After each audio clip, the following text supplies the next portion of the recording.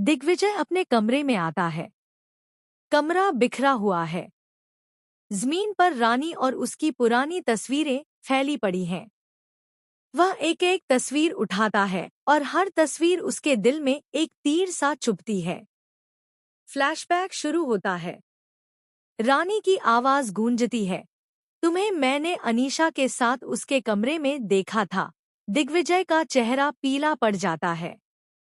वह दीवार के सहारे बैठ जाता है और बड़बड़ाता है, मैंने सब कुछ खुद से छीन लिया। रानी, ध्वनि, सब कुछ। उसी वक्त ईशान आता है और पूछता है, तू इतना टूट क्यों गया है, दादा? क्या हुआ? दिग्विजय रुंधे हुए गले से कहता है, ईशान, मैंने अपनी जिंदगी की सबसे बड़ी गलती की थी। और वह गलती मैंने रानी को समझकर की, जबकि असली गुनहगार कोई और थी। ईशान गहरी सांस लेते हुए कहता है, रानी ने मुझे सब सच बता दिया है। अनीशा के झूठ, मिस्टर बजाज की मौत और तुम्हारी मजबूरियां।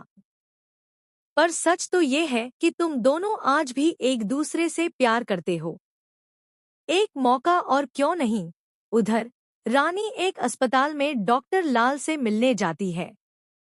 वह सीधी और साफ बात करती है, मिस्टर बजाज की रिपोर्ट आपने क्यों चेक की थी? डॉ. लाल गंभीर होकर कहते हैं, मुझे शक हुआ था कि पोस्टमार्टम रिपोर्ट बदल दी गई थी। मेरी असिस्टेंट ने देखा कि रिपोर्ट में असली टॉक्सिकोलॉजी डाटा गायब था। मैंने सैंपल मंगवाकर खुद जांच की। मिस्टर बजाज की मौत प्राकृतिक नहीं थी, बल्कि उन्हें जहर दिया गया था, धीरे धीरे मारने वाला जहर। रानी चौंक जाती है, क्या मतलब? यह मर्डर था। डॉक्टर गंभीरता से सिर हिलाते हैं। हाँ, और मुझे शक है कि इसमें अनीशा का ही हाथ है। रानी पूछती है, क्या आप गवाही देंगे? डॉक्टर जवाब देते हैं, अभी नहीं, लेकिन मैं तुम्हें पूरी फाइल दूंगा। इसमें वह सीसीटीवी फुटेज भी है जिसमें अनीशा उस रात मिस्टर बजाज के कमरे में जाती दिख रही है। दिग्विजय घर आता है और पायल से रानी के बारे में पूछता है। पायल कहती है कि वह शिफ्ट कर रही थी लेकिन अभी तक नहीं लौटी। दिग्विजय उसे कॉल करता है लेकिन फोन बंद आता है। वह बेचैनी में घर के चक्कर लगाता है।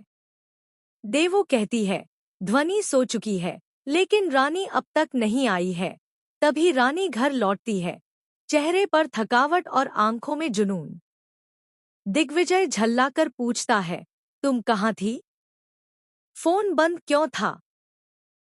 रानी शांत स्वर में जवाब देती है, मैं एक दोस्त से मिलने गई थी। इतने में अनीशा सामने आती है, हाथ में एक फाइल लेकर। वह सबको बुलाती है, मैं एक जरूरी ऐलान करना चाहती हूँ। हमने अपने रिश्ते को समय दिया है। अब मैं और इंतजार नहीं कर सकती। वह डिवोर्स पेपर्स दिखाती है। यह रानी और दिग्विजय के तलाक के कागजात हैं। मैंने खुद बनवाए हैं। घर में सन्नाटा छा जाता है। रानी सन्न रह जाती है, तुमने ये कागज खुद बनवाए? अनीशा, हाँ, क्योंकि मुझे यकीन है कि अब दिग्विजय सिर्फ मेरा है। शादी की डेट निकल चुकी है। कल दिग्विजय का गुस्सा फूट पड़ता है, बस बहुत हुआ अनीशा। तुमने मेरे नाम पर, मेरे परिवार पर, मेरी रानी पर जितने झूठ बोले हैं, अब मैं सबका जवाब एक साथ दूंगा। अचानक वह अपने फोन से एक पेन ड्राइव निकालता है और टीवी से कनेक्ट करता है। स्क्रीन पर एक सीसीटीवी फुटेज चलती है जिसमें अनीशा मिस्टर बजाज के कमरे में रात को दाखिल होती है और इंजेक्शन लगाते हुए दिखती है। घर में हड़कंप मच जाता है। पायल, यह क्या है? रानी, यही है सच्चाई।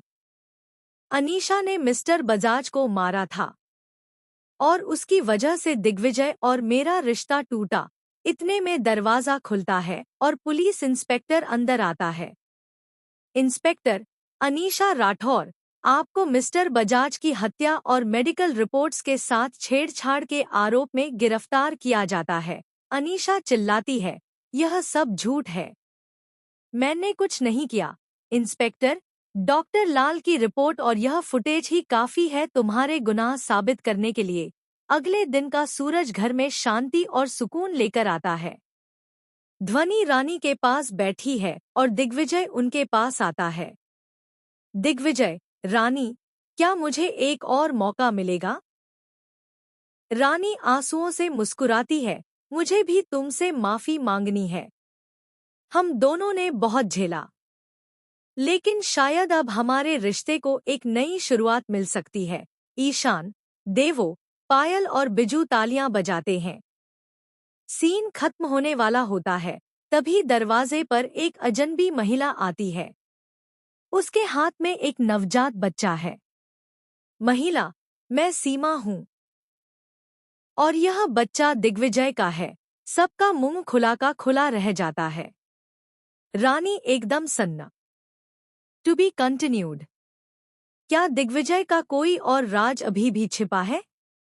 क्या यह बच्चा सच में उसका है या यह किसी नई साजिश की शुरुआत है? अगर आप चाहें तो मैं इसका प्रोमो स्क्रिप्ट, यूट्यूब कैप्शन या ट्रेलर वॉइस ओवर स्टाइल में भी तैयार कर